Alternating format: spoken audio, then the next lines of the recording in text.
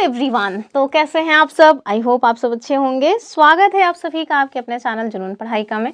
चलिए हम लोग जो हमारा पॉलिटी है यूपी ट्रिपल एस से पीईटी के सिलेबस में उसको कंप्लीट कर रहे हैं, जिसमें हमने कई सारे टॉपिक्स कवर कर लिए हैं इंक्लूडिंग प्रियम्बल। ठीक है, तो हमने प्रियम्बल, फंडामेंटल राइट्स और संविधान के भाग, ये सारे पॉइंट्स कवर कर लिए हैं और भी कई सारे पॉइंट्स कवर हो गए हैं। आज हम लोग जो देखेंगे वो देखेंगे अपने संविधान का भाग 4 और उसमें जो भी आर्टिकल्स हैं उसको सब देख लेंगे विद एक्सप्लेनेशन, और साथ में जो एमसीक्यू है ना वो भी साथ में ही कवर कर लेंगे। ठीक है, यानी कि आज की जो वीडियो होने वाली है उसमें हम लोग थियरी और एमसीक्यू साथ में करेंगे। तो कंप्लीट वीडियो है, इसके अलावा आपको कुछ भी अन्य पढ़ने की आवश्यकता नहीं पड़ेगी। तो पूरा स्टार्ट से लेकर के एंड तक देखिए और वीडियो पसंद आए तो लाइक शेयर करना ना भूलें। चलिए सबसे पहले देखिए कि ये जो हमारा डीपीएसपी है इसका प्रावधान हमारे संविधान में कहाँ पे किया गया है। तो आप देखिए हमारे संविधान का जो भाग 4 है ना, भाग 4, इसमें अनुच्छेद कहाँ से, अनुच्छेद 36 से 51 तक आपको डीपीएसपी के बारे में जो प्रावधान है वो देखने को मिलेगा। अगर आपसे कोई पूछे कि जैसे कि हमारे संविधान में फंडामेंटल राइट्स थे उसे हमने यूएसए से प्रेरित होकर के ग्रहण किया था, वैसे ही अगर कोई पूछे कि बताओ जो डीपीएसपी है जिसे राज्य के नीति निर्देशक तत्व कहा जाता है, इन्हें हमने कहाँ से प्रेरित होकर के ग्रहण किया है, तो हमने इसे आयरलैंड के संविधान से प्रेरित होकर के अपने संविधान में स्थान दिया है। ठीक है, बहुत पूछा जाने वाला यह क्वेश्चन है कि डीपीएसपी को हमने कहाँ से प्रेरित होकर के लिया है, तो ध्यान से देख लीजिए, आयरलैंड से हमने इसको प्रेरित होकर के लिया है। अब एक क्वेश्चन बनता है कि जो डीपीएसपी है क्या वो न्यायालय के द्वारा प्रवर्तनीय है, तो नहीं। जैसे हमने इसके पहले वाली वीडियो में देखा था प्रियम्बल, तो प्रियम्बल भी न्यायालय के द्वारा प्रवर्तनीय नहीं था, अर्थात प्रियम्बल में जो चीज़ें लिखी हैं अगर वो आपको नहीं मिल रही हैं तो उसको बेस बना करके आप सुप्रीम कोर्ट या हाई कोर्ट में उसे चैलेंज नहीं कर सकते। सेम सिचुएशन आप देखें तो सेम सिचुएशन डीपीएसपी की भी है। जो डीपीएसपी है वो भी न्यायालय के द्वारा प्रवर्तनीय नहीं है, अर्थात अनुच्छेद 36 से अनुच्छेद 51 तक जो भी प्रावधान है वो राज्य जो है उसके लिए बाध्य नहीं है कि आपको ये प्रोवाइड कराएगा ही। ये जो है एक तरह से नैतिक कर्तव्य है कि राज्य जब भी कोई नियम कानून बनाए तो वो अनुच्छेद 36 से 51 तक में जो भी प्रावधान है उसको ध्यान में रख करके ही बनाए। ठीक है, लेकिन आप इसमें जो भी चीज़ें दी गई हैं उसको आधार बना करके सुप्रीम कोर्ट या हाई कोर्ट में चैलेंज नहीं कर सकते हैं। ठीक है, यानी कि ये न्यायालय के द्वारा प्रवर्तनीय नहीं है। ठीक, चलिए अब हम देखेंगे कि हमें मतलब कि इसमें क्या कुछ खास पॉइंट्स पढ़ने हैं जिससे क्वेश्चंस बनते हैं। तो ज़्यादातर जो है स्टेटमेंट में यही क्वेश्चन बनता है कि कहाँ से कहाँ तक अनुच्छेद है और साथ में ये कि क्या ये न्यायालय के द्वारा प्रवर्तनीय है या नहीं। तो ध्यान से जानिए, न्यायालय के द्वारा प्रवर्तनीय नहीं है। और इससे क्वेश्चंस जब भी पूछे गए हैं मैंने तो देखा है कि मैच द फॉलोइंग में ही पूछा गया है कि ये वाला आर्टिकल किससे संबंधित है, उसको आप मैच करिए, या फिर डायरेक्ट वन लाइनर टाइप के भी क्वेश्चन बन जाते हैं। तो जो मेन पॉइंट्स थे वो हमने देखे इसके। अब हम देखेंगे ये जो पीडीएफ है ये मैंने आप ही लोगों के लिए बनाई है। ये पीडीएफ आपको हमारे टेलीग्राम चैनल में मिल जाएगी, टेलीग्राम चैनल जरूर ज्वाइन करके रखिए। अब हम डायरेक्ट देखते हैं अपने आर्टिकल्स। ठीक है, तो कुछ जैसे स्टेटमेंट हमने प्रियम्बल में देखा था, तो प्रियम्बल को किसके द्वारा क्या कहा गया है, वैसे ही आप देखिए कि डॉक्टर भीमराव अम्बेडकर जी जो थे ना, उन्होंने जो हमारे डीपीएसपी हैं, यानी कि जो हमारे डीपीएसपी है इसको अंबेडकर जी ने क्या कहा था, उन्होंने कहा कि ये भारतीय संविधान की सबसे अनूठी विशेषता है। ठीक है, और उन्होंने संविधान की आत्मा किसको कहा था, तो अनुच्छेद 32 को उन्होंने संविधान की आत्मा कहा था, जबकि डीपीएसपी को इन्होंने क्या कहा कि ये संविधान की सबसे अनूठी विशेषता है। ठीक है, स्टेटमेंट्स भी हमसे क्वेश्चन बन जाते हैं, इस वजह से हमें इसको देखना चाहिए। तो चलिए इसको देखिए कि जो भारत सरकार अधिनियम 1935 आया था ना, उसमें एक मतलब कि अनुदेश प्रपत्र था, और ये जो अनुदेश प्रपत्र है इसी को राज्य के नीति निर्देशक तत्व के रूप में मतलब कि स्वीकार किया गया है, माना जाता है। और ये जो 1935 का भारत शासन अधिनियम या भारत सरकार अधिनियम था, इसके तहत ये जो अनुदेश प्रपत्र थे ना, ये ब्रिटिश सरकार के द्वारा जो भारत के गवर्नर जनरल थे उनको, और ये जो प्रति लिखा है ये प्रति नहीं है, ये प्रांतों के गवर्नर को जारी किया जाता था। ठीक है, तो ये है 1935 से प्रेरित। ठीक, चलिए अब हम देखते हैं अपने आर्टिकल्स, क्योंकि मोस्ट इंपॉर्टेंट इसमें आर्टिकल्स ही हैं, आर्टिकल्स ही डायरेक्ट पूछे जाते हैं। और अगर आपने आर्टिकल्स सारे याद कर लिए 36 से 51 तक तो ये क्वेश्चन आपके पक्के हैं। सबसे पहले आप देखिए अनुच्छेद 36, और ये क्या कहता है। हमने जब फंडामेंटल राइट्स स्टार्ट किया था तो उसमें अनुच्छेद 12 पढ़ाया था, और उसमें आपको बताया था कि अनुच्छेद 12 में जो परिभाषा दी गई है राज्य की, वही परिभाषा आपको अनुच्छेद 36 में मिलेगी। ठीक है, तो अनुच्छेद 36 क्या कहता है, इसमें राज्य की परिभाषा बताई गई है और राज्य की परिभाषा के तहत कौन आते हैं ये सब हमने अनुच्छेद 12 में डिस्कस किया था और उसी टाइम पे बताया था कि दोबारा अनुच्छेद 36 में हम लोग इसको डिस्कस नहीं करेंगे। ठीक है, फिर आप देखिए अनुच्छेद 37, और ये जो अनुच्छेद 37 है वो क्या बताता है, तो अनुच्छेद 37 में ना दरअसल बस यही बताया गया है कि जो भी मतलब कि 36 से 51 तक प्रावधान किए गए हैं उनको लागू करने के बारे में जो बातचीत है वो कहाँ पे की गई है, तो वो अनुच्छेद 37 में की गई है। ठीक है, जो मेन शुरू होता है ना अपना मतलब डीपीएसपी, वो कहाँ से शुरू होता है, वो अनुच्छेद 38 से शुरू होता है। ठीक है, जैसे हमने फंडामेंटल राइट्स में भी देखा था कि जो मेन फंडामेंटल राइट्स स्टार्ट हो रहे थे वो अनुच्छेद 14 से स्टार्ट हो रहे थे, वैसे ही यहाँ पर भी वही है कि जो मेन हमें डीपीएसपी मिल रहे हैं ये कहाँ से स्टार्ट हो रहे हैं, ये अनुच्छेद 38 से स्टार्ट हो रहे हैं। तो जो हमारा अनुच्छेद 38 है वो क्या कहता है उसे पहले देख लीजिए। तो अनुच्छेद 38 कहता है कि जो राज्य है ना, राज्य वो लोक कल्याण की अभिवृद्धि के लिए सामाजिक व्यवस्था बनाएगा और जिससे जो है नागरिकों का क्या हो सके, नागरिकों का सामाजिक साथ में आर्थिक और राजनीतिक न्याय, सामाजिक आर्थिक और राजनीतिक न्याय जो है वो मिल सके। ठीक है, तो जो सामाजिक आर्थिक राजनीतिक न्याय मिल सके, इसकी बात जो की गई है हमारे डीपीएसपी में वो कहाँ पे की गई है, अनुच्छेद 38 में। अर्थात इसके तहत कहा गया है कि राज्य जो है ना वो लोक कल्याण की अभिवृद्धि के लिए ऐसी सामाजिक व्यवस्था बनाएगा जिससे नागरिकों को सामाजिक आर्थिक और राजनीतिक न्याय मिल सके। ठीक है, तो ये हमारा अनुच्छेद 38 कहता है। यदि हम मतलब अगला आर्टिकल देखें वो क्या है, वो है अनुच्छेद 39। ठीक है, और जो हमारा अनुच्छेद 39 है ना, इसमें आप देखें कि आर्थिक न्याय प्राप्त करने के जो सिद्धांत हैं उनका उल्लेख किया गया है। ठीक है, तो आर्थिक न्याय प्राप्त करने के जो सिद्धांत हैं उनके बारे में बात यहाँ पे की गई है और इसमें आपको कई सारे क्लॉजेस देखने को मिलेंगे। वो जो क्लॉजेस है ना उन्हीं से अक्सर क्वेश्चन बनता है और वो बहुत महत्वपूर्ण भी है। ठीक है, तो राज्य के द्वारा अनुसरण किए जाने वाले जो कुछ नीति निर्देशक सिद्धांत हैं वो बताए गए हैं अनुच्छेद 39 के तहत। सबसे पहला जो आर्टिकल है वो है हमारा 39 का। ठीक है, तो ये है हमारा 39 का या फिर 39 है, और इसमें क्या बातचीत की गई है, तो इसमें कहा गया है कि स्त्री पुरुष सभी नागरिकों को जीविका के पर्याप्त साधन जो है वो मिलने चाहिए। ठीक है, यानी कि चाहे महिला हो चाहे पुरुष हो उन्हें आजीविका के पर्याप्त साधन उपलब्ध हो। ठीक है, तो आजीविका के जो पर्याप्त साधन उपलब्ध होने की बात है वो कहाँ पे की गई है, तो वो की गई है अनुच्छेद 39A के तहत। अर्थात चाहे महिला हो चाहे पुरुष हो दोनों को ही समान अधिकार और समान अवसर मिलने चाहिए आजीविका के मामले में। कुल मिलाकर के सभी को काम का समान अवसर मिले, ये कहा गया है हमारे अनुच्छेद 39 में। ठीक है, अगर एग्जाम्पल की बात करें तो सपोज दैट कोई एक कंपनी है। ठीक है, अगर हम एग्जाम्पल में देखें कि सपोज दैट कोई एक कंपनी है और वो कह रही है कि हम लोग अपने यहाँ केवल पुरुषों को हायर करेंगे, महिलाओं को हायर नहीं करेंगे, तो ये क्या है, ये हमारे अनुच्छेद 39A का उल्लंघन है।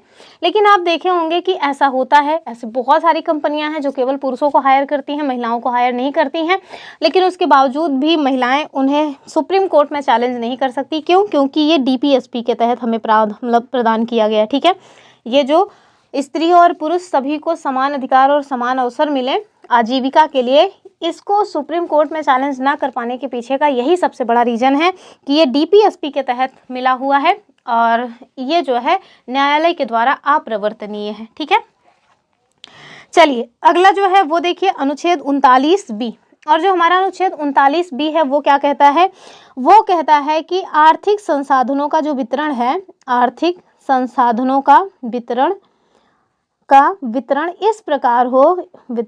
इस प्रकार हो कि समाज के सभी वर्गों के वो हित में हो। ठीक है, अर्थात संसाधनों का समान वितरण होना चाहिए। ठीक है, तो संसाधनों का जो समान वितरण की बात की गई है वो आप देखिए कहाँ पे की गई है, वो की गई है अनुच्छेद 39B के तहत। ठीक है, तो संसाधनों के समान वितरण के तहत यदि आप एग्जाम्पल देखें तो क्या हो जाएगा, तो यदि हम लोग इसके एग्जाम्पल की बात करें तो अगर कुछ ऐसे व्यक्ति हैं, सपोज दैट कि जो वन है, जो मतलब कि खनिज संपदा है, जो जल वगैरह है, उन सारे मतलब उन सारी चीज़ों पे केवल कुछ अमीर उद्योगपतियों का ही अधिकार हो जाए, सारे संसाधन को केवल वही लोग यूज़ करें, तो फिर गरीब बेचारे कहाँ जाएंगे। तो ये क्या है, अर्थात जो संसाधन है उनका केंद्रीकरण नहीं होना चाहिए किसी एक व्यक्ति या किसी एक समूह के हित में, ठीक है। यानी कि सबको जो है उसमें अवसर मिलना चाहिए, संसाधन का समान वितरण होना चाहिए, चाहे गरीब हो चाहे अमीर हो, सभी के बीच उसका बंटवारा होना चाहिए।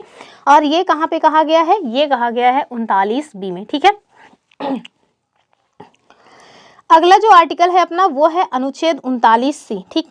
और ये हमारा अनुच्छेद 39C क्या कहता है, तो ये कहता है कि आर्थिक व्यवस्था इस प्रकार से चले जिससे धन और उत्पादन के जो साधन हैं उनका सर्वसाधारण के हित में प्रयोग हो सके, ठीक है। यानी कि सर्वसाधारण का अहित न होने पाए, यानी धन का भी समान वितरण होना चाहिए, ठीक। इसके पहले वाली जो बात थी वो तो संसाधनों के समान वितरण की बात कर रही थी, लेकिन अनुच्छेद 39C जो है वो धन के समान वितरण की बात करता है, ठीक है, धन के समान वितरण की बात करता है। तो अगर आप अनुच्छेद 39 जो है सी की बात करें कि उत्पादन और साधनों का जो उपयोग है वो ऐसी तरह से होना चाहिए कि जो आम जनता है उसका कल्याण हो सके, केवल कुछ लोगों के लाभ के लिए ही इसको संकेंद्रित ना होने दिया जाए, ठीक है। जैसे एग्जाम्पल की यदि हम लोग बात करें तो अनुच्छेद 39C के एग्जाम्पल में आप देखें कि सपोज दैट कोई एक दवा कंपनी है, ठीक है, और वो जो है केवल महंगी महंगी दवाइयाँ ही बना रही है, ठीक है, केवल महंगी दवाइयाँ बना रही है, सस्ती दवाइयाँ वो नहीं बनाती है, ठीक है, सस्ती दवाइयाँ उसके द्वारा नहीं बनाई जा रही। तो आप सोचिए जो महंगी दवाइयाँ हैं उन्हें केवल अमीर लोग ही अफोर्ड कर सकते हैं, जो पैसे वाले हैं केवल वही अफोर्ड कर सकते हैं। सस्ती दवाइयाँ जब होंगी नहीं तो जो गरीब लोग हैं वो दवाइयों के अभाव में ही पता चला मरे जा रहे हैं, तो फिर क्या होगा, ये अनुच्छेद 39C का उल्लंघन है, ठीक है। फिर हम देखेंगे अपना अगला आर्टिकल और वो है हमारा अनुच्छेद 39 यानी 39D, ठीक है। सबसे महत्वपूर्ण जो आर्टिकल है और सबसे ज़्यादा पूछे जाने वाला जो आर्टिकल है वो अनुच्छेद 39 ही है। और इसमें क्या कहा गया है, तो इसमें कहा गया है कि महिला और पुरुष को समान काम के लिए समान वेतन मिलेगा, ठीक है। यानी कि समान कार्य के लिए जो समान वेतन की बात की जाती है वो कहाँ पे की जाती है, तो वो जो है अनुच्छेद 39D के तहत की जाती है, ठीक है। सपोज दैट कोई इंस्टीट्यूट है, उस इंस्टीट्यूट में एक मेल और एक फीमेल दोनों लोग पढ़ा रहे हैं, सेम जो है वर्किंग आवर्स भी है, यानी कि दोनों ही लोग जो है 5-5 4-4 घंटे काम कर रहे हैं, और पुरुष को ज़्यादा वेतन दिया जा रहा है, महिला को कम वेतन दिया जा रहा है। जबकि आप देखिए काम उतना ही किया जा रहा है, सब कुछ सेम सेम है, उसके बावजूद भी जो है वेतन मतलब अलग अलग मिल रहा है। तो ये क्या है, ये अनुच्छेद 39D का उल्लंघन है। लेकिन आप देखते होंगे कि जो स्कूल वगैरह हैं प्राइवेट में वो इस तरह के काम करते ही हैं, ठीक है। तो ये क्या है, ये अनुच्छेद 39D का उल्लंघन है, बावजूद इसके भी कोई कुछ नहीं कर सकता। क्यों, क्योंकि न्यायालय के द्वारा अपरिवर्तनीय है, आप कहाँ जाइएगा अपने इस अधिकार को मांगने। और वैसे भी जो हमारे DPSP है ना, वो कुल मिलाकर के ऐसी चीज़ें हैं कि जब राज्य को लगेगा कि हाँ हमारे पास इतने संसाधन हो गए हैं कि DPSP में जो प्रावधान है वो सारे अधिकार हम अपने नागरिकों को दे सकते हैं, तब फिर राज्य इस तरह की चीज़ें करेगा, वरना वो बाध्य नहीं है, जैसे कि फंडामेंटल राइट्स में था। तो अनुच्छेद 39D ये क्या कहता है, ये कहता है समान कार्य के लिए समान वेतन जो है वो दिए जाएं, ठीक है। अगले आर्टिकल की बात करेंगे हम लोग और वो हमारा जो है वो है अनुच्छेद 39E, ठीक है। तो हमारा जो 39E है ये क्या कहता है, तो ये कुल मिलाकर के ये कहता है कि जो भी कर्मकार हैं, जो भी कामकाजी लोग हैं, चाहे वो महिला हो, पुरुष हो या बच्चे हों, ठीक है, चाहे वो महिला हो चाहे वो पुरुष हो चाहे वो बच्चे हैं, हालांकि बच्चे कामकाजी होते नहीं हैं, तो इसके बारे में और भी अन्य प्रावधान है वो बताते हैं, महिला पुरुष की ही बात करते हैं, ठीक है। तो चाहे वो महिला हो चाहे वो पुरुष हो, यानी कि कुल मिलाकर के जो भी कामकाजी लोग हैं उनके स्वास्थ्य और उनके स्वास्थ्य और शक्ति की रक्षा की जाए, अर्थात उनसे ऐसा कोई काम न कराया जाए जो उनकी आयु या उनकी शक्ति के अनुकूल नहीं है, ठीक है। तो अब ऐसा थोड़ी ना करिएगा कि कोई बूढ़ा व्यक्ति है, उनको काम की नीड है, आप उनसे दिन भर फरुआ करवा रहे हैं खेत में, तो ऐसा नहीं करवा सकते, ये गलत माना जाएगा। और साथ में जो बच्चे हैं ना, जो बच्चे हैं उनकी सुकुमार अवस्था का दुरुपयोग कोई ना करने पाए, सुकुमार अवस्था का कोई जो है शोषण न करने पाए, ये भी जो है राज्य बचा के रखे कुल मिलाकर के इस तरह से बच्चों को। और इसके साथ साथ किसी भी व्यक्ति को आर्थिक तंगी से तंग आकर के ऐसा कोई काम करने के लिए बाध्य ना होना पड़े जो उनकी आयु दशा शक्ति के अनुकूल नहीं है। ठीक है, जैसा कि मैंने आपको बताया कि बूढ़े व्यक्ति से आप पता चला कि 10-10 12-12 घंटे फावड़े का काम करवा रहे हैं, खेतों में कौन गुड़वा रहे हैं, तो ये काम बिल्कुल भी नैतिक नहीं है। ये फंडामेंटल राइट्स ये हमारे DPSP के अनुच्छेद 39E का उल्लंघन कर रहा है। ठीक है, और वैसे भी देखें, सपोज दैट कि मतलब कि कोई एक जगह काम है और उस काम में महिला पुरुष दोनों ही लोग लगे हुए हैं और काम है 12 घंटे लगातार करने का और बहुत परिश्रम का काम है। सपोज दैट ईंट ढोना है, अब ईंट ढोना है और उसको सर पे ले जाकर के वो भी 12-12 15-15 ईंट एक साथ जो है टोकरी में भर के सर पे रख देना है और उसको ले जाना है। तो अब देखिए, महिला और पुरुष दोनों से ही अगर सेम कंडीशन में काम करवाया जा रहा है तो ये गलत हो रहा है। क्यों? क्योंकि चाहे कोई माने या ना माने, जो महिलाएं हैं ना वो फिजिकल रूप से थोड़ा पुरुषों की अपेक्षा मतलब कि कमज़ोर मानी जाती हैं। कमज़ोर मानी क्या जाती हैं, होती ही हैं। मैं खुद ही देखती हूँ अपने आप को, तो मेरी उम्र के जो लड़के हैं वो बहुत ज़्यादा मेहनती हैं, बहुत सारा काम कर लेते हैं। मुझसे तो एक बाल्टी पानी उठाने में ही हालत ख़राब रहती मेरी। हालांकि वो तो सिचुएशन की बात होती है, बहुत सारी लड़कियाँ होती हैं बहुत स्ट्रांग होती हैं, लेकिन ऐसा नॉर्मली माना जाता है कि जो महिलाएँ हैं वो शारीरिक रूप से पुरुषों की अपेक्षा थोड़ी सी वीक होती हैं। मैं दिमागी वाली बात नहीं कर रही हूँ कि दिमाग कम होता है, वो सब नहीं, वो सब घटिया बातें नहीं करनी चाहिए। तो इससे क्या हम कुल मिला के ये बताना चाह रहे हैं कि महिलाओं को और पुरुषों को बहुत ज़्यादा परिश्रम वाले काम में समान रूप से काम करने के लिए अगर बाध्य किया जा रहा है तो ये गलत हो रहा है। पुरुषों की अपेक्षा थोड़ा कम परिश्रम वाला काम महिलाएं करें, वो उनके हित में होगा। ठीक है, फिलहाल के लिए कोई इस पे जो है व्यंग मत कसने लगिएगा कि मैं महिला होकर के इस तरह की बातें कर रही हूँ। जो बातें सही हैं वो सही हैं, इस बात को हमें एक्सेप्ट भी करना चाहिए और वैसे भी एक्सेप्ट करेंगे तो अपना ही फायदा है, काम करने से बच जाएंगे। खैर चलिए, ये मजाक की बात है। तो 39E क्या कहता है वो आप जाने रहिए। अगला देखिए, अगला है हमारा अनुच्छेद 39F। ठीक है, और ये क्या कहता है? ये कहता है कि बचपन और युवावस्था को नैतिक, ठीक है, क्या कहता है कि बचपन और युवावस्था को नैतिक साथ साथ भौतिक परित्याग से बचाया जाए। बच्चों को स्वस्थ तरीके से स्वतंत्र और गरिमापूर्ण जो जीवन है वो जीने का अवसर मिले। ठीक है, कुल मिलाकर के जो बचपन है ना उसकी रक्षा की जाए, बस इतनी छोटी सी बात है अनुच्छेद 39F में। ठीक है, कि बचपन की रक्षा की जाए। जैसे अब आपने देखा होगा कि जो बहुत गरीब तबके के बच्चे होते हैं, झुग्गी झोपड़ियों में रहने वाले जो बच्चे होते हैं, वो बचपन में ही पढ़ाई करने के बजाय कोई ना कोई काम करने लगते हैं, जैसे कूड़ा वूड़ा उठाना स्टार्ट कर देते हैं। तो इस तरह की चीज़ें ना होने पाएँ, बच्चे जो है अपना पढ़े लिखे, फिर चाहे वो गरीब के हों चाहे अमीर को हों, तो इस तरह की चीज़ें जो है वो की जाएँ। ये अनुच्छेद 39F में कहा गया है कि बच्चों का मतलब बच्चों के जीवन की रक्षा की जाए, यानी कि उनकी सुकुमार अवस्था का दुरुपयोग न होने पाए, उन्हें जो है उनके नैतिक और भौतिक परित्याग से उनको बचाया जाए। कुल मिला के इतनी सी बात है। ठीक है, और ध्यान रखिएगा कि ये जो अनुच्छेद 39F है, जब हमारा संविधान लागू हुआ था उस टाइम पे इसका प्रावधान नहीं था। इसको एक संविधान संशोधन के तहत लाया गया था, और वो कौन सा संविधान संशोधन है?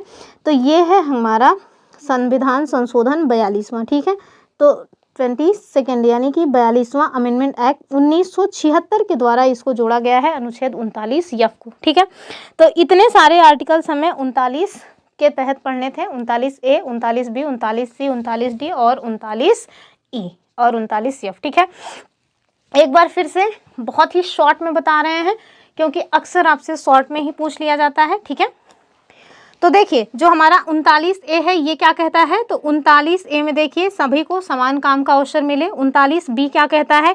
ये कहता है कि संसाधनों का समान वितरण हो। जबकि C क्या कहता है? C कहता है कि उत्पादन का उपयोग जनहित में हो। D क्या कहता है? कि समान कार्य के लिए समान वेतन मिले, चाहे वो स्त्री हो चाहे पुरुष हो। E क्या कहता है? तो E कहता है कि श्रमिकों के बच्चों की सुरक्षा की जाए। जबकि F क्या कहता है? वो कहता है कि बचपन की रक्षा की जाए, फिर चाहे वो श्रमिक के बच्चे हों या फिर किसी के भी बच्चे हों, कुल मिलाकर के बालकों के बचपन की रक्षा की जाए। ठीक है, तो ये हमारा अनुच्छेद 39 रहा। अब हम देखते हैं अपना अगला आर्टिकल, और वो है हमारा अनुच्छेद 40। मोस्ट फेवरेट ये आर्टिकल है सभी आयोगों का, और ये क्या कहता है, तो इसमें बताया गया है ग्राम पंचायतों के संगठन की बात की गई है, ठीक है। तो ग्राम पंचायतों के गठन की जो बात है वो कहाँ पे की गई है, वो की गई है अनुच्छेद 40 के तहत। ग्राम पंचायत अपने आप में एक टॉपिक है, उसमें हम सब कुछ देखेंगे ही, ठीक है। चलिए फिर देखिए अनुच्छेद 41, और अनुच्छेद 41 क्या कहता है, तो ये कहता है कि कुछ दशाओं में काम, शिक्षा और लोक सहायता मतलब पाने का अधिकार, शिक्षा और लोक सहायता पाने का अधिकार, ठीक है। तो ये क्या है, ये मतलब कि कुछ ऐसी दशाएं होती हैं जिसमें जो है आपको काम मिले और साथ में शिक्षा भी मिल सके और साथ में लोक जो सहायता है वो मिले। जैसे आप एक एग्जाम्पल के थ्रू देखिए, और वो एग्जाम्पल क्या है, वो एग्जाम्पल है मनरेगा, ठीक है।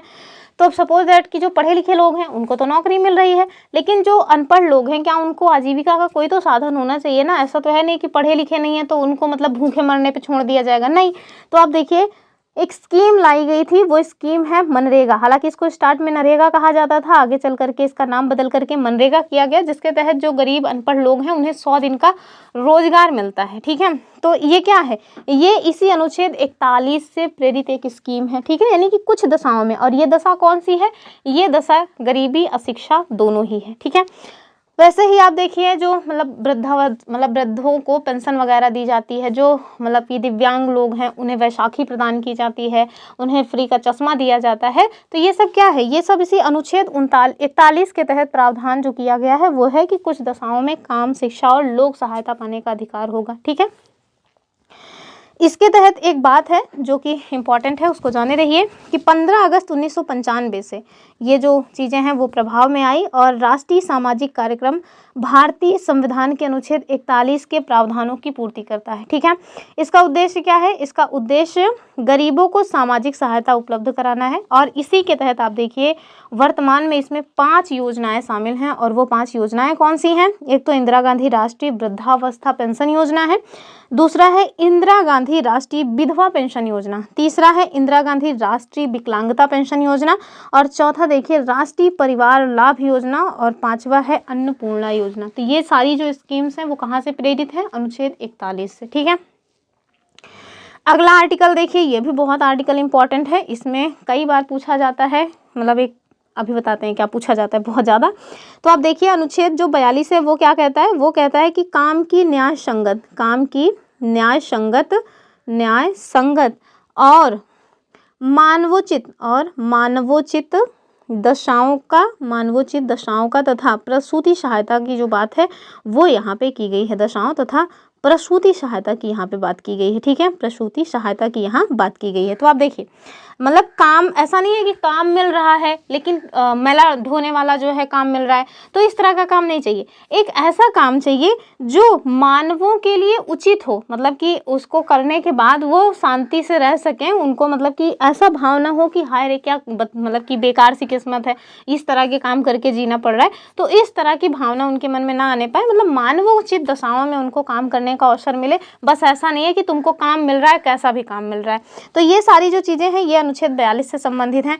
और साथ में आप देखिए जो महिलाएं हैं ना, उनको प्रसूति सहायता, महिलाओं को प्रसूति सहायता जो है वो इसी अनुच्छेद 42 के तहत ही दी जाती है, जिसमें 24 सप्ताह तक, और 24 सप्ताह ही है मेरे ख्याल से, अगर कुछ इधर उधर हो तो आप देख लीजिएगा, 24 सप्ताह तक जो उनको लीव मिलता है, यानी कि पेमेंट सहित लीव मिलता है, जब उनके मतलब जब प्रेग्नेंट वुमेन होती हैं तो प्रेग्नेंट वुमेन को जो 24 सप्ताह का लीव मिलता है वो इसी अनुच्छेद 42 के तहत ही मिलता है, ठीक है। चलिए अगला आर्टिकल है अपना मतलब कि आर्टिकल 43, और आर्टिकल 43 में क्या बातचीत की गई है, तो इसमें बात की गई है कि जो श्रमिक है ना उनको कम से कम इतना वेतन मिले कि उनका जो निर्वहन है वो आसानी से हो सके, यानी कि निर्वाह मजदूरी मिलनी चाहिए। काम के बदले में इतना तो उनको जो है पैसा मिलना ही चाहिए कि जिससे उनका निर्वाह हो सके। ऐसा नहीं कि दिन भर काम किया जा रहा है, वेतन मिल रहा है 50 रुपये, तो इससे क्या होगा, इससे तो गुजर बसर भी नहीं हो पाएगा। तो श्रमिकों को जो निर्वाह मजदूरी की बात की गई है वो अनुच्छेद 43 के तहत की गई है। इसे में आपको 2 क्लॉजेज मिलेंगे, एक तो अनुच्छेद 43A है और दूसरा है अनुच्छेद 43B। तो जो अनुच्छेद 43A है ये क्या बात करता है, तो अनुच्छेद 43A में उद्योगों के प्रबंध में जो कर्मचारी हैं उनके सहभागिता की बात की गई है। जबकि अनुच्छेद 43B में क्या कहा गया है, तो सहकारी समितियों के प्रोत्साहन की बात की गई है। ठीक है, अनुच्छेद 43B। ये जो है हमसे आर्टिकल पूछे जाते हैं, बहुत बार पूछे गए हैं यूपी पीसीएस में। ठीक है, तो ध्यान से देख लीजिए। अनुच्छेद 43 क्या कहता है, तो श्रमिकों को निर्वाह मजदूरी मिले। जबकि 43A क्या कहता है, तो उद्योगों के प्रबंधन में कर्मचारियों की सहभागिता की बात करता है। जबकि अनुच्छेद 43B सहकारी समितियों के प्रोत्साहन की बात करता है। ठीक है, फिर हम देखेंगे अनुच्छेद 44, जिसको लेकर के हमेशा ही बवाल टाइप का मचा रहता है। और ये क्या है, ये है समान नागरिक संहिता। ठीक है, समान नागरिक संहिता। ये जो समान नागरिक संहिता है, ये अनुच्छेद 44 में इसकी बात की गई है।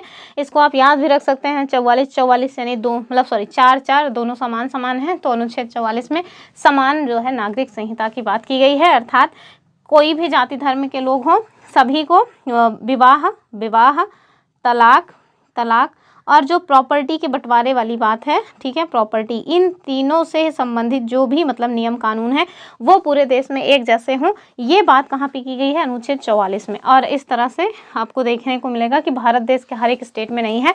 जब भारत देश आज़ाद नहीं हुआ था उसी टाइम से गोवा में ये समान नागरिक संहिता लागू थी, तो आज भी लागू है।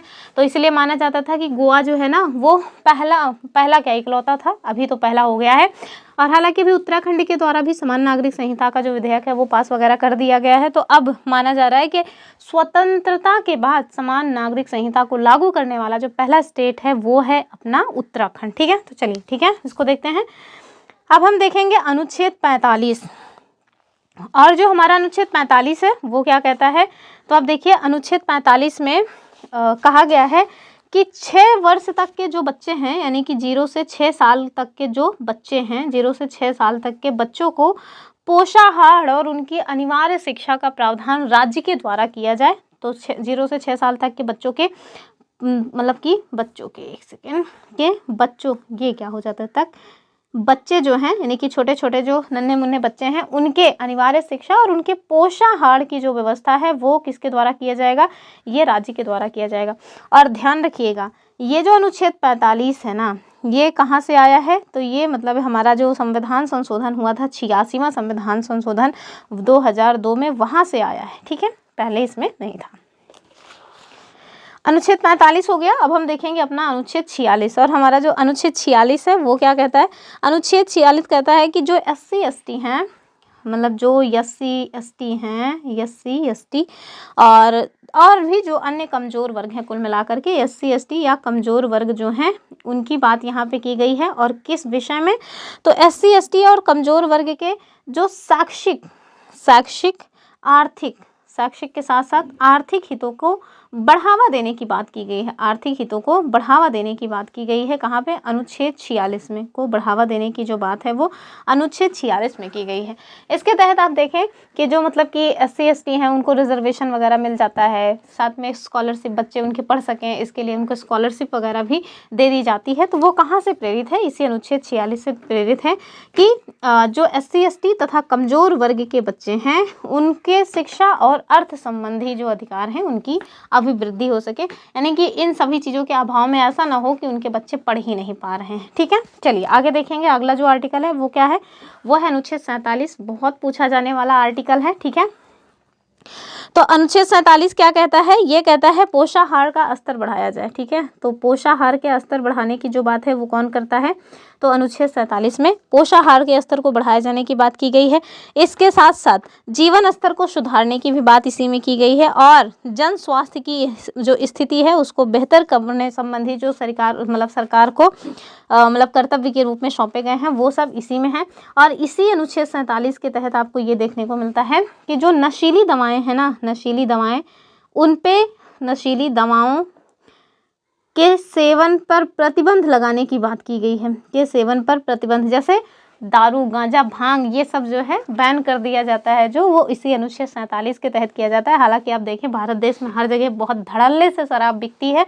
अनुच्छेद 47 को जो पूरी तरह से मतलब शराब बैन वगैरह करने के रूप में यूज़ किया है वो बिहार के द्वारा यूज़ किया गया है। ठीक है, तो अनुच्छेद 47 ही है जो कहता है नशीली दवाओं को बंद करो। ठीक है, अगला जो है वो है अनुच्छेद 48, ये भी खूब पूछा जाता है। और इसमें क्या बातचीत की गई है, इसमें कृषि एवं पशुपालन के संगठन की बात की गई है। ठीक है, तो कृषि और पशुपालन के जो संगठन की बात की गई है वो आपको इसी अनुच्छेद 48 में देखने को मिल जाता है। ठीक है, और इसी अनुच्छेद 48 के ही तहत आप देखिए जो गोवंश है ना, गोवंश यानी कि जो दुधारू पशु और गोवंश संबंधी जो मतलब जानवर वगैरह हैं उनकी हत्या को रोका गया है। ठीक है, तो ये जो योगी बाबा के साथ घूम रहे हैं खूब, ये कहाँ से घूम रहे हैं, इसी अनुच्छेद 48 के तहत घूम रहे हैं। ठीक है, तो गोवंश एक मतलब क्वेश्चन बनता है, हालांकि SSC में पूछा जाएगा कि नहीं ये आइडिया नहीं है, लेकिन हाँ PCS वगैरह ने पूछ रखा है कि वो कौन सा आर्टिकल है हमारे संविधान में जो क्या करता है, तो हमारे संविधान का वो कौन सा आर्टिकल है जहाँ से हमें सांप्रदायिकता की झलक मिलती है, तो वो इसी अनुच्छेद 48 के तहत है। क्यों? क्योंकि यहाँ पे गोवंश की बात की गई है, और गोवंश आप समझ ही रहे हैं कि हिंदुओं के लिए बड़ा ही महत्वपूर्ण होता है, मतलब जो गाय वगैरह है बड़ी पवित्र मानी जाती है, तो इसी वजह से कहा जाता है कि अनुच्छेद 48 एक ऐसा आर्टिकल है जहाँ से सांप्रदायिकता की झलक मिलती है। ठीक, चलें अगला देखें अनुच्छेद 48A।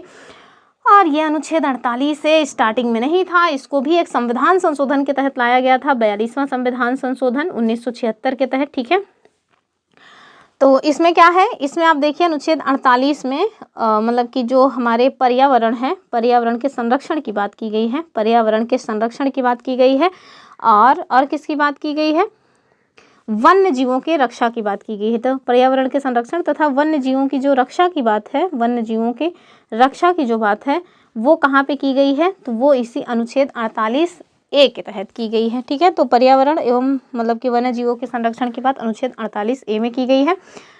आगे देखेंगे, हमसे कभी कभी क्वेश्चंस बन जाते हैं कि वो कौन से आर्टिकल हैं जो आपको मतलब DPSP और फंडामेंटल राइट्स दोनों में मिलते हैं, या वो कौन से आर्टिकल हैं जो आपको DPSP और साथ में फंडामेंटल ड्यूटीज़ में मिलते हैं। तो फंडामेंटल ड्यूटीज़ जब हम लोग कवर करेंगे ना तो उसमें बताएंगे कि कौन सा क्वेश्चन एक बार UPPSS ने पूछ रखा है। चलिए आगे देखें, अनुच्छेद 49, और ये क्या है, तो अनुच्छेद 49 को UPPSS बहुत पूछता है, मतलब उसके ये फेवरेट टाइप के आर्टिकल्स हैं। हालांकि वो DPSP से क्वेश्चन हमेशा बनाते ही हैं, तो जाहिर सी बात है इन्हीं आर्टिकल से ही बनाएंगे, और क्या आसमान से थोड़ी ना लाएंगे।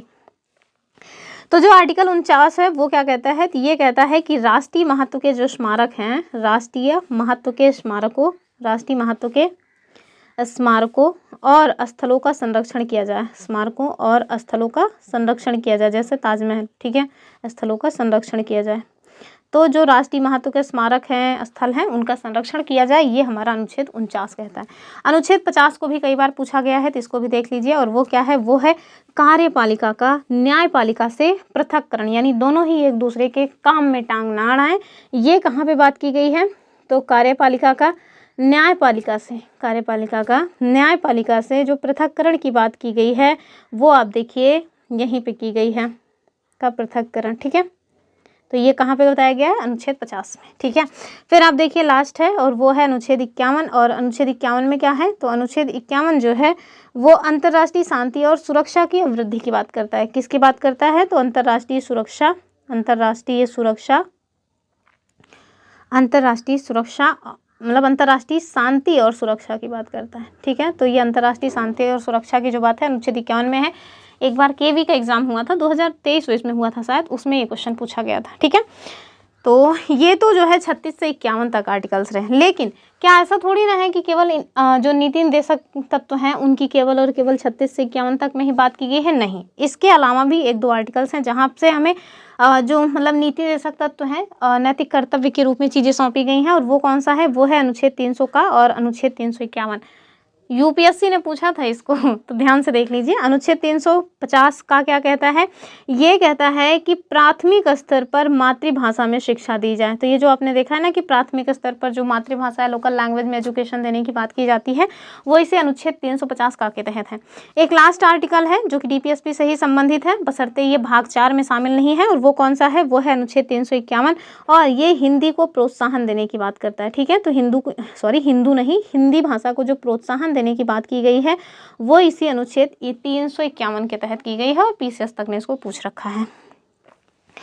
तो ये हमारे अनुच्छेद 36 से अनुच्छेद 51 तक आर्टिकल्स रहे हैं। अभी इनको जो है एक दो बार देख लीजिएगा, आपको PDF मिल जाएगी, आप PDF में इसको जा करके एक दो बार पढ़ लीजिएगा, फिर याद हो जाएगा, तो जाहिर सी बात है क्वेश्चंस मैंने बता दिया किसी तरह से पूछे जाते हैं। हालांकि अभी हम लोग एमसीक्यू करेंगे तो और अच्छे से समझ आएगा। एक स्टेटमेंट दिया जाता है केटी शाह के द्वारा, और उन्होंने क्या कहा डीपीएसपी के बारे में, तो उन्होंने कहा कि राज्य के जो नीति निर्देशक तत्व है ना, वो एक ऐसा चेक है जो बैंक अपनी सुविधा अनुसार अदा करेगा। क्योंकि हमने आपको बताया कि ये मतलब फंडामेंटल राइट्स की तरह बाध्यकारी नहीं है कि राज्य ये चीज़ें नहीं करेगा, नहीं, ये ऐसी चीज़ है कि जब लगेगा राज्य को कि हाँ हमारे पास इतने जो है संसाधन हो गए हैं कि अब जो कुछ भी अधिकार डीपीएसपी के तहत दिए गए हैं वो हम अपने नागरिकों को प्रदान कर सकते हैं, तब वो नागरिकों को ये चीज़ें प्रदान करेगा। ठीक है, तो आप देखें लगभग हर एक आर्टिकल जो भी इसमें दिए गए हैं ना, उसमें हर एक आर्टिकल को लेकर के राज्य के द्वारा काम किया गया है। तो कुल मिलाकर के केवल और केवल दिखावे के लिए नहीं है, चीज़ें मिल रही हैं। चलिए अब हम थोड़ा सा देख लेते हैं कि जो मौलिक अधिकार हैं और जो राज्य के नीति निर्देशक तत्व हैं इनमें क्या अंतर है। तो क्वेश्चन हमसे डायरेक्ट बन सकता है ना, तो ये इसको यहाँ से देखते हैं। ठीक है, एक सेकेंड और थोड़ा लंबा सा बनाते हैं तब ज़्यादा सही रहेगा। लिखना तो हालांकि थोड़ा सा ही है, ज़्यादातर चीज़ें तो हम बता ही देंगे। फंडामेंटल राइट्स यहाँ पे है और यहाँ है डीपीएसपी। ठीक है, तो ज़्यादातर जो भी मतलब कि अंतर है वो फटाफट देखिए। पहला अंतर तो यही है कि जो फंडामेंटल राइट्स है ये यूएस से लिया गया है, जबकि ये यूएसएसआर यूएसएसआर नहीं, ये कहाँ से लिया गया है, तो ये लिया गया है आयरलैंड के संविधान से। ठीक है, तो ये आयरलैंड के संविधान से प्रेरित है, और जबकि फंडामेंटल राइट्स जो है ये यूएसए में है। और ये सब डीपीएसपी भाग 4 में है, जबकि फंडामेंटल राइट्स आपको भाग 3 में मिल जाएगा। ठीक है, ये भाग 3 यानी कि फंडामेंटल राइट्स ये न्यायालय के द्वारा प्रवर्तनीय है, जबकि मतलब डीपीएसपी न्यायालय के द्वारा प्रवर्तनीय नहीं है। ठीक है, और जो डीपीएसपी है वो समाज की भलाई के लिए है, जबकि मौलिक अधिकार जो है ये व्यक्ति विशेष के अधिकार की बात करता है। ठीक है, और जो मौलिक अधिकार है उसके पीछे कानूनी मान्यता शामिल है, जबकि जो नीति निर्देशक तत्व हैं इनके पीछे राजनीतिक मान्यता शामिल है। ठीक है, तो ये सारी चीज़ें यहाँ पे क्या है, थोड़ा सा अंतर के रूप में है। वही एक अंतर आपको ये भी देखने को मिलेगा कि जो फंडामेंटल राइट्स हैं ये नागरिकों को स्वतः प्राप्त हो जाते हैं, जबकि जो नीति निर्देशक सिद्धांत हैं ये जब तक राज्य इनको लागू नहीं करेगा, जब उसके पास बजट होगा तो लागू करेगा, जब लागू करेगा तब जा करके ये नागरिकों को प्राप्त होंगे। तो ये कुछ बेसिक से अंतर रहे हैं जो हमने देखे फंडामेंटल राइट्स और डीपीएसपी में। अब हम क्या देखेंगे, अब हम देखेंगे अपने एमसीक्यू। ठीक है, तो चलिए देख लेते हैं क्या है एमसीक्यू में। सबसे पहला जो एमसीक्यू है वो क्या कह रहा है कि भारतीय संविधान का वो कौन सा भाग है जो राज्य के नीति निर्देशक तत्वों से संबंधित है। तो ऑप्शन देखें, भाग 3, भाग 4, भाग 5 या फिर भाग 6। अभी इतनी देर से कौन सा प्रवचन हो रहा है, भाग 4। ठीक है, चलिए आगे देखिए अगला क्वेश्चन नंबर 2 क्या है कि राज्य के नीति निर्देशक तत्वों की प्रेरणा किस देश के संविधान से ली गई है। तो जाहिर सी बात है हमने इसको आयरलैंड के संविधान से लिया है, ऑप्शन सी। अगला क्वेश्चन देखिए, कह रहे हैं कि राज्य के नीति निर्देशक तत्वों को न्यायालय में क्या जो है मतलब कि इनकी जो प्रवृत्ति है न्यायालय में वो कैसी है, तो इनको भैया लागू नहीं किया जा सकता, ऑप्शन सी।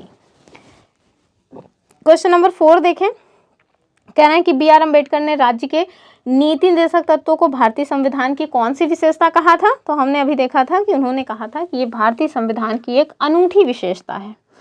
अगला क्वेश्चन देखें, क्वेश्चन नंबर 5 कह रहे हैं कि भारतीय संविधान में राज्य के नीति निर्देशक तत्वों को किस अधिनियम से लिया गया है। तो अभी हमने बताया था कि भारत सरकार अधिनियम 1935 में जो प्रपत्र था वहां से ये संबंधित है। ये सारे क्वेश्चंस मैंने ना लूसेंट की बुक से बनाए हुए हैं, तो आप लोग अगर लूसेंट कवर करना चाहते हैं तो ये एक अच्छा ऑप्शन हो सकता है आपके लिए, क्योंकि एक सिंगल पॉइंट हमने छोड़ा नहीं है। कह रहे हैं कि राज्य के नीति निर्देशक तत्वों का मुख्य उद्देश्य क्या है। तो नीति निर्देशक तत्वों का जो मुख्य उद्देश्य है वो क्या है, मौलिक अधिकारों की सुरक्षा करना, लोक कल्याण को बढ़ावा देना, विधायिका का काम करना या फिर न्यायपालिका का काम करना। क्या हो जाएगा, अभी हमने देखा था लोक कल्याण को बढ़ावा देना, अर्थात ऑप्शन बी। फिर देखिए अनुच्छेद 39 घ किससे संबंधित है। तो हमने बताया था समान काम के लिए समान वेतन की जो बात है वो 39 घ में की गई है, नहीं ऑप्शन बी। क्वेश्चन नंबर 8 में क्या कह रहे हैं, भारतीय संविधान का वो कौन सा आर्टिकल है जो बेरोजगारी, बुढ़ापा, बीमारी और विकलांगता के मामले में काम, शिक्षा और लोक सहायता पाने के अधिकार को सुनिश्चित करता है। ऑप्शन देखें, ऑप्शन कह रहे हैं कि आर्टिकल 40, तो ये तो नहीं है, इसमें तो पंचायत की बात की गई है। 42 में देखिए तो ये जो है इसमें आपको काम की न्याय संगत और मानवोचित दशाओं तथा प्रसूति सहायता की बात की गई है, तो ये भी नहीं होगा। अनुच्छेद जो 43 है वो कर्मकारों के निर्वाह मजदूरी की बात की गई है इसमें, तो ये भी नहीं होगा। तो जाहिर सी बात है अनुच्छेद 41 हो जाएगा, यानी ऑप्शन बी। इसी में हमने आपको बताया था कि जो मनरेगा स्कीम है वो इसी से प्रेरित है। ठीक है, चलिए क्वेश्चन नंबर 9 देखिए, कह रहे हैं 15 अगस्त 1995 से प्रभाव में आया और राष्ट्रीय सामाजिक कार्यक्रम किस संविधान के अनुच्छेद के प्रावधानों की पूर्ति करता है। तो हमने बताया था अभी कि अनुच्छेद जो 41 है ना, उसी से ये संबंधित है। इसके तहत 5 स्कीम्स भी अभी शामिल हैं और वो 5 स्कीम्स कौन सी हैं आप मुझे कमेंट करके ज़रा बताइए। तो मैंने देखूँ तो आप लोगों ने उसको देखा कि नहीं। तो अनुच्छेद 41 इसका उत्तर हो जाएगा। फिर देखिए किस अनुच्छेद में नागरिकों के लिए समान सिविल संहिता की बात की गई है। तो हमने भी बताया अनुच्छेद 44। चूंकि तुरंत ही चीजें बताई हैं इस वजह से फटाफट केवल आंसर का टिक करते चल रहे हैं। कह रहे हैं कि इस अनुच्छेद में पर्यावरण के संरक्षण व संवर्धन का उल्लेख है। तो कहाँ पे है, तभी हमने देखा था जो हमारा अनुच्छेद 48 का है उसमें पर्यावरण के संरक्षण और संवर्धन की बात की गई है, जो कि 42वें संविधान संशोधन 1976 के माध्यम से लाया गया था इंदिरा गांधी जी के द्वारा। और भारत ऐसा पहला देश है जिसके द्वारा अपने संविधान में पर्यावरण संरक्षण की जो बात है वो की गई है। चलिए अगला देखिए, कह रहे हैं नीति निर्देशक तत्वों में मतलब इसको किस देश के संविधान से लिया गया है। तो हमने देखा आयरलैंड से। अगला देखिए, कह रहे हैं मौलिक अधिकारों को लागू कराने के लिए हम किसके पास जा सकते हैं। तो जाहिर सी बात है न्यायालय के पास जाएंगे, या तो सुप्रीम कोर्ट या हाई कोर्ट, जबकि डीपीएसपी को लागू कराने के लिए हम कहीं नहीं जा सकते हैं। अगला देखिए, तो नीति निर्देशक तत्वों का मुख्य उद्देश्य क्या है। ऑप्शंस देखें, व्यक्तिगत अधिकारों की रक्षा करना। तो ये व्यक्तिगत अधिकारों की जो बात है वो तो मतलब फंडामेंटल राइट्स में है। कह रहे हैं सरकार की शक्ति को बढ़ाना, बिल्कुल भी नहीं। नागरिकों को स्वतंत्रता देना, अच्छा। फिर कह रहे हैं समाज के कल्याण के लिए काम करना। तो क्या हो जाएगा बी वाला, कि समाज के कल्याण के लिए काम करना। इतनी देर हो गई, अगर आप लोगों ने अभी तक सब्सक्राइब नहीं किया है तो उसको सब्सक्राइब कर लीजिए। इसके साथ साथ वीडियो को लाइक ज़रूर कर दीजिए और शेयर करना तो बिल्कुल मत भूलिए प्लीज़, इतना तो कर ही सकते हैं। चलिए आगे देखिए, कह रहे हैं भारतीय संविधान में राज्य के नीति निर्देशक सिद्धांतों को शामिल करने के क्या उद्देश्य हैं। तो ऑप्शंस देखें, राजनीतिक लोकतंत्र की स्थापना करना, सामाजिक लोकतंत्र की स्थापना करना, गांधीवादी लोकतंत्र की स्थापना करना, या सामाजिक और आर्थिक लोकतंत्र की स्थापना करना। तो क्या हो जाएगा ऑप्शन डी, सामाजिक और आर्थिक लोकतंत्र की स्थापना करना। ठीक है, ऑप्शन कहाँ है, डी में। चलें अगला देखें। अगला है तो ये देखिए, भारत के संविधान में राज्य के नीति निर्देशक जो तत्व है ना, इनको शामिल करने का जो उद्देश्य है वो क्या है, सामाजिक और आर्थिक लोकतंत्र स्थापित करना। और ये उद्देश्य एक कल्याणकारी राज्य की स्थापना के लिए अनुकूल माना जाता है और इसे संविधान निर्माता एक कल्याणकारी राज्य की स्थापना के लिए प्रदान करना चाहते थे। क्वेश्चन नंबर 16 देखिए, कह रहे हैं निम्नलिखित में से कौन सा राज्य के नीति निर्देशक सिद्धांतों का एक उद्देश्य नहीं है। ऑप्शन देखें, एक कल्याणकारी राज्य की स्थापना करना, ये तो है। सामाजिक और आर्थिक न्याय सुनिश्चित करना, ये भी है। एक धार्मिक राज्य, बिल्कुल भी नहीं। धार्मिक राज्य की स्थापना करने की बात बिल्कुल भी नहीं की गई है। हमारा जो राज्य है वो पंथ निरपेक्ष है, जिसको हमने प्रियम्बल में पढ़ा था। ठीक है, डी, एक धर्मनिरपेक्ष राज्य की स्थापना करना, तो ये भी ठीक है। ऑप्शन क्या हो जाएगा, डी वाला, यही रॉन्ग है, बाकी सब ठीक है। कह रहे हैं निर्देशक तत्व क्या है, वाद योग्य, अवाद योग्य, कठोर या फिर लचीले। तो जाहिर सी बात है अवाद योग्य है, ऑप्शन बी। अगला क्वेश्चन देखिए, क्वेश्चन नंबर 18, और ये क्या कह रहे हैं, कह रहे हैं निम्नलिखित कथनों पर आपको विचार करना है कि भारत के संविधान के संदर्भ में राज्य की जो नीति निर्देशक तत्व हैं इनके बारे में आपको बताना है। पहला, विधायिका के कृत्यों पर निर्बंधन करते हैं, बिल्कुल भी नहीं, ये किसी के भी कार्यों पर निर्बंधन नहीं करते हैं। कार्यपालिका के कृत्यों पर निर्बंधन करते हैं, तो ये भी गलत बात है, ऑप्शन डी हो जाएगा, यानी कि ना तो एक सही है और ना ही दो। अगला देखिए क्वेश्चन नंबर 19, और ये क्या कह रहे हैं, कह रहे हैं कि भारत के संविधान के भाग 4 में अंतर्विष्ट प्रावधानों के संदर्भ में कौन से कथन सही हैं। ये जो एमसीक्यू है ना, ये दरअसल हमने घटना चक्र से लिया हुआ है, जिसमें मतलब कि IAS, PCS, MP PCS, Bihar PCS, इन सारे क्वेश्चन शामिल रहते हैं। तो वहाँ से मैंने लिया हुआ है ताकि हर तरह के क्वेश्चन आपको दिखाया जा सके। क्वेश्चन किसी भी तरह से आजकल पूछे जा रहे हैं। मैंने देखा था अभी हाल ही में आरओ का एग्ज़ाम हुआ है, तो उसमें कुछ लड़के कॉमेंट कर रहे थे कि अभी जो है जो पेपर आरओ में देखने को मिला है वो गलती से मतलब कि उसमें ना UPSSC पेट का पेपर पूछ लिया गया है, जबकि UPSSC पेट का जो एग्ज़ाम होगा उसमें आरओ वाला असली पेपर पूछा जाएगा। तो कुल मिला के उनके कहने का मतलब ये था कि पेट का जो एग्ज़ाम है वो बहुत टफ होगा, आरओ का एग्ज़ाम बहुत ईजी हुआ है, जबकि ऐसा कुछ भी नहीं है, बहुत ट्रिकी टाइप के क्वेश्चन थे। पर ठीक है, अब तो एग्ज़ाम तो ऐसा ही होता है, कभी टफ, कभी हाई, कभी मॉडरेट। चलिए आगे देखें। तो पहला ऑप्शन क्या है कि वे न्यायालय द्वारा प्रवर्तनीय होंगे। मैंने अभी बताया कि न्यायालय के द्वारा वो प्रवर्तनीय नहीं होंगे, पहला तो रॉन्ग है। तो एक जहाँ जहाँ है निपटा दो, 2 ऑप्शन हट गए। दूसरा कह रहे हैं वे किसी भी न्यायालय द्वारा प्रवर्तनीय नहीं होंगे, तो दूसरा एकदम सही है। कह रहे हैं इस भाग के अधिकथित सिद्धांत राज्य के द्वारा कानून बनाने को प्रभावित करेंगे, तो ये भी सही है, यानी ऑप्शन डी ठीक हो जाएगा। ये जो है ना, ये क्वेश्चन सेम इसी तरह से थोड़ा सा फेरबदल करके 2023 में जो आरओ का एग्जाम हुआ था उसमें पूछा गया था। 2023 में नहीं, 2024 में हुआ था, 11 फरवरी को, उसका री एग्जाम हुआ है 27 को।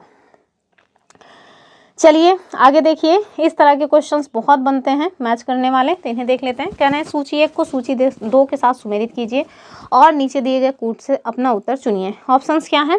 एक साइड आपको अनुच्छेद दिए गए हैं, दूसरी साइड विषय दिए गए हैं। अनुच्छेद 40, 41, 44 और 48। तो चलिए फटाफट मैच कर लेते हैं, ज़्यादा अपना दिमाग नहीं खर्चते इसमें। अनुच्छेद 40 में देखिए ग्राम पंचायतों का गठन की बात की गई है, और ये कहाँ है? 1 में है। तो आप देखिए 2 ऑप्शन एलिमिनेट हो रहे हैं, ठीक है। ऑप्शन एलिमिनेट करने पे पहले ध्यान लगाना चाहिए। दूसरा कह रहे हैं अनुच्छेद 41, तो हमने देखा था कि कुछ दशाओं में काम, शिक्षा और रोजगार पाने का जो अधिकार है, मतलब लोक सहायता पाने का अधिकार है, वो कहाँ है? अनुच्छेद 41। तो कहाँ हो जाएगा? बी का 2 हो जाएगा। 44 में समान नागरिक संहिता, तो 4 समान है, तो समान नागरिक संहिता एक ही बात है। 48 कृषि और पशुपालन के गठन की बात की गई है, अर्थात आप देखें इसका उत्तर हो जाएगा ए वाला, ए का 1, बी का 2, सी का 3, डी का 4। अगला क्वेश्चन देखिए, और मेरे ख्याल से यही लास्ट क्वेश्चन भी है, ठीक है। क्या कह रहे हैं? कह रहे हैं निम्नलिखित में से कौन सा सही सुमेलित नहीं है? ऑप्शंस देखिए, एक साइड विषय है, एक साइड अनुच्छेद है, तो क्या है? कह रहे हैं कि न्यायपालिका व कार्यपालिका का पृथक्करण, अनुच्छेद 50 एकदम सही बात है। अनुसूचित जातियों और अनुसूचित जनजातियों के शैक्षणिक तथा आर्थिक हितों की अवृद्धि, और कह रहे हैं अनुच्छेद 46, तो एकदम सही बात है, ठीक है। सहकारी सोसाइटी का जो संवर्धन है उसकी बात कर रहे हैं कि अनुच्छेद 43 ए। अच्छा, तो ये देखिए गलत है, ये अनुच्छेद 43 ए में नहीं है, ये अनुच्छेद 43 बी में है, सहकारी सोसाइटी के संवर्धन की बात। और अनुच्छेद 43 ए में क्या है? तो उद्योगों के प्रबंध में कर्मचारियों के संरक्षण या कर्मचारियों की सहभागिता की जो बात है वो अनुच्छेद 43 ए में है, तो ये गलत हो गया। और ग्राम पंचायतों के गठन और उन्हें स्वायत्त शासन की इकाई के रूप में जो है कार्य करने के योग्य बनाना, ये अनुच्छेद 40 में है, तो ये भी ठीक है। इसका उत्तर क्या हो जाएगा? ऑप्शन सी जो है वो रॉन्ग, ठीक है। तो अगर आपको अनुच्छेद 43 ए और बी में कन्फ्यूजन रहेगा तो ये क्वेश्चन आपसे नहीं बनेगा। चलिए, तो यही इतने क्वेश्चंस हमने शामिल किए थे, ठीक है। तो हमने पूरी थियरी देखी, 21 क्वेश्चंस भी देखे, जिसमें प्रीवियस ईयर क्वेश्चंस, घटना चक्र के, और जो क्वेश्चंस हमने शामिल किए थे वो लूसेंट की बुक से थे। तो कुछ नए क्वेश्चंस देखे, कुछ प्रीवियस ईयर के क्वेश्चंस देखे, और इसी के साथ जो हमारा डीपीएसपी है वो समाप्त हुआ, ठीक है। तो डीपीएसपी भी हमने समाप्त कर लिया, हमने फंडामेंटल राइट समाप्त कर लिया, हमने डीपीएसपी, हमने नागरिकता, और हमने जो संविधान के जितने भाग हैं वो सब समाप्त कर लिए हैं। अब अगला टॉपिक जो है, हालांकि थोड़ा सा ही एकदम छोटू सा है, जो हमारा फंडामेंटल ड्यूटीज़ हैं वो, तो उसको हम देख लेंगे, 5-7 मिनट की वो वीडियो बनेगी। और इसी के साथ हम लोग फिर कोई अन्य टॉपिक देखेंगे जो हमारे सिलेबस में दिया गया होगा, ठीक है। तो चलिए, ये एक बहुत कोर टॉपिक्स हैं जिनसे क्वेश्चन हमेशा बनते रहे हैं। तो आज के लिए इतना ही रखते हैं, फिर मिलेंगे अपनी अगली वीडियो में। तब तक के लिए नमस्कार एंड जय हिंद। वीडियो को लाइक शेयर ज़रूर कर दीजिएगा, चैनल सब्सक्राइब करके ज़रूर रखिए। चलिए फिर मिलते हैं, तब तक के लिए बाय बाय।